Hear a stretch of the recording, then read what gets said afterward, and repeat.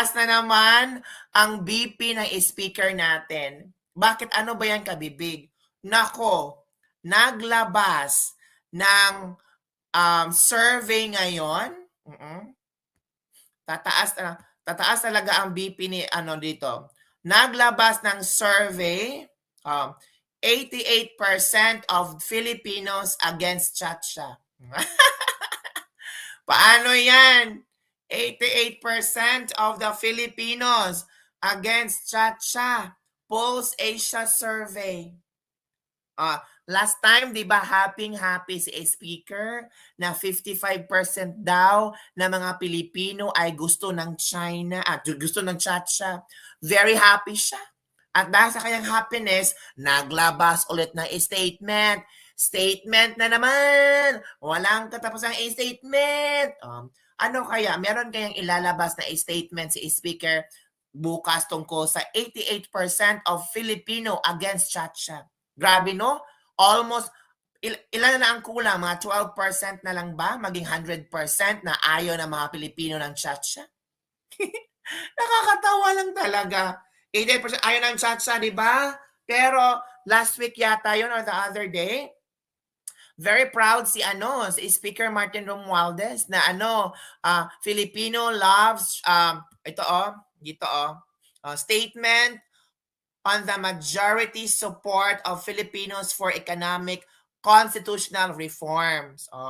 Happy si Martin Romualdez dito. Kasi sabi ni Martin Romualdez na I am encouraged by the recent Tangeri survey results showing that a majority, specifically 52% na mga Pilipino ay gusto ng Chacha.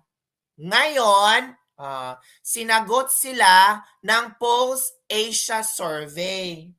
So paano yan? 'Di ba?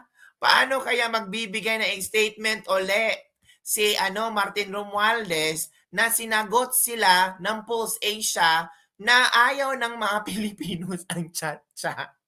Alert naman ito ay at least 88% of Filipinos are against amending the 1987 Constitution right now, the latest Pulse Asia survey showed. The survey revealed that only 8% are in favor of Chacha, while 4% responded that they don't know. Diba? 8% lang ang gusto ng Chacha. Pero yung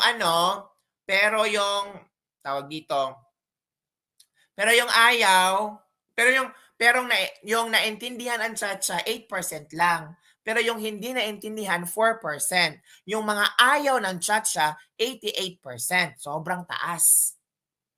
Diba? Ito pa. The survey revealed that only 8% are in favor of Chacha, while 4% responded that they don't know. The latest poll results showed a 43% increase of the opposing Chacha, now compared with 45%, who are in favor based on March 2023. The question was, in your opinion, should the 1987 Constitution be amended or not amended at this time? So, sagutin natin itong question na to, ha. Ito ang tanong. And I want, hello Hanaka, Mark Laza, thank you. Ito yung tanong, mga kabibig. Ito yung tanong sa sa survey. In your opinion, should the 1987 Constitution be amended or not amended at this time? So ano ang inyong sagot dito? Kailangan bang amendahan ang 1987 Constitution or hindi? Meanwhile, the same survey showed 74% believe the Constitution should not be amended now or any other time, while 14% said charter change should not be amended now, but it will be amended sometime in the future. So madami talaga ang ayaw na amendahan ang 1987 Constitution. So paano yan, Martin Romualdez? Ano kaya ang magiging reaction mo dito? Baka tataas ang BP mo. Baka sabihin mo namang fake news ang Pulse Asia survey. Baka sabihin niyo naman gawa-gawa lang ito para siraan ang plano ng House of Congress na amendahan ang 1987 Constitution na economic provision. Naipasa na ba nila, mga kabibig? Pwede bang Army ang batas economic provisions without Chacha? Tanong ko lang, pwede bang anong tanong ni tanong ko lang, pwede bang amenda ang batas ng economic provisions without Chacha? Yun din ang tanong ni Eric Avendaño. Ang problema kasi dito, Eric Avendaño, kulang tayo ng impormasyon tungkol sa economic provision at pag-amyenda ng Chacha. Yun ang talaga ang kulang. Kung meron talaga silang ibibigay ng mga impormasyon at we really digest the information, then we can possibly understand what are their points and what they want to achieve. 'Di ba? Yun ang maganda. Pero wala eh. Agad-agad, nag-ano sila, Congress hearing, agad-agad, marami ang nag-yes na amendahan ang provision without consulting the people, without giving people information. Kung aprobahan ito ng Senado, magplebisito tayo. 'Di ba? Magplebisito tayo, mag-yes or no, tapos hindi natin alam kung bakit tayo nag-yes o bakit tayo nagno-no kasi kulang tayo sa impormasyon.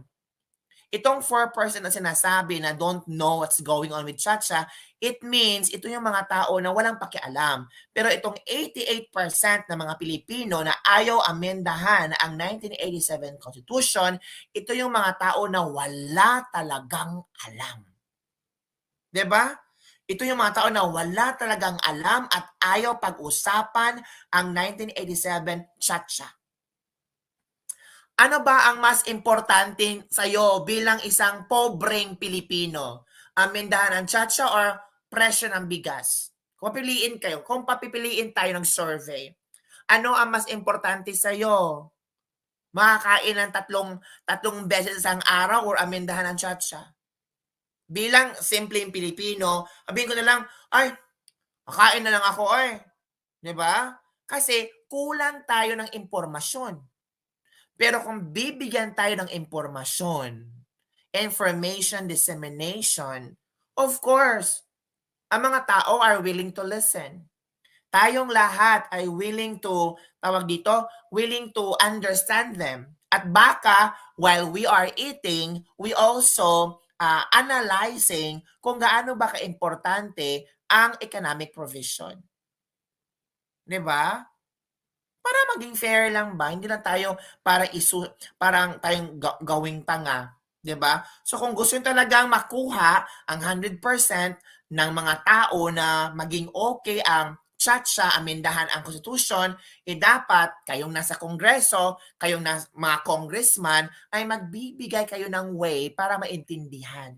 Hindi yung PI yung People's Initiative, yung grupo-grupuhin yung mga tao, tapos mamimigay ng ayuda, tapos papirmahin, hindi yun maganda.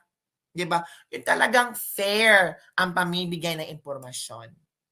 Kung sana, marami kayong budget din sa Kongreso, marami kayong budget ng walang na certification na ang gamit, madali naman gumawa ng mga advertisement, madali naman gumawa ng mga information drive activities about charter change, about economic provisions, 'di ba? Dahil mas mura na ang pulburon kaysa bigas. Kayo talaga, Miss Babes. Agree, sa daming mahihirap na Pilipinas, mas nakapokus sila sa kakainin lang sa araw-araw. Kaya ginamit ni Martin ang mahihirap. Kick BBM now before it's too late from Vivian Siegel. 'Di ba? Sa hirap ng panahon ngayon, hindi mo matansya. Bukas pagising mo, ang presyo ng bigas, 70 pesos na. Iisipin mo pa ba ang Chacha? Sabihin nyo, itong Chacha ang maging solusyon ng pagtaas ng bigas. Ay, nako, huwag nyo kaming gaguhin, ha? Huwag nyo kaming gaguhin. Sabihin nyo na ang Chacha ang magiging solusyon sa pagbaba ng presyo ng bigas. Huwag tayong magtawanan, huwag tayong magagawan dito. 'Di ba? Okay. So, ano masasabi nyo dito mga kabibig? 'Di ba? So, ano mas importante sa inyo, presyo ng bigas or tsa-tsa? 'Yun lang.